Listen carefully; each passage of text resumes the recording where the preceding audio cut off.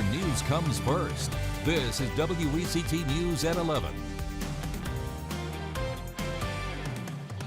Hello, everyone. Thanks for joining us. I'm Frances Weller. And I'm John Evans. The tallest building in downtown Wilmington's skyline could soon have a new owner. City leaders will consider a deal to buy the former PPD building, a parking deck, and 12 acres of land for $68 million. WECT's Maura McJilton sat down with Mayor Bill Saffo to learn why it's under consideration. There's a lot to look at here, Maura.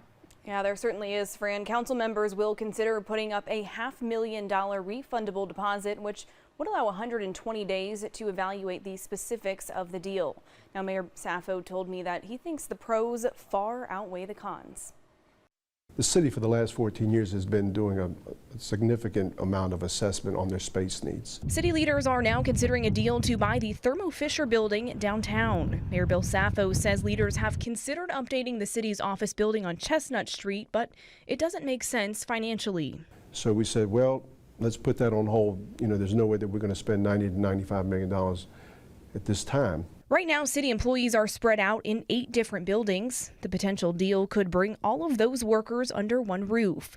And selling off current office buildings could help offset the city's $68 million investment in the 12-acre Thermo Fisher property. Just the land alone is pretty valuable, not including what's already up there currently. So it's got a tax value of about $141 million. The deal would also include this parking deck. The more than 1,000 parking spaces can be used for Riverfront Park concerts and events. It takes care of our space needs, it takes care of our parking needs up on the north end, not only for the city of Wilmington, but also for redevelopment purposes and for the concerts.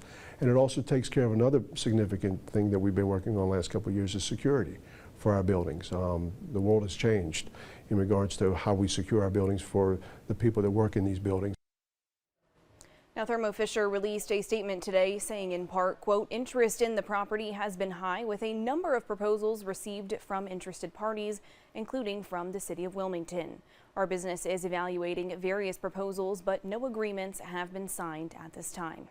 Now, as Thermo Fisher executives continue to search for space where their workers can move, they say it could take 2+ years to find that location.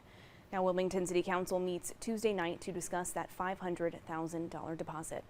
All right, we'll see what happens. Thanks so much, Maura.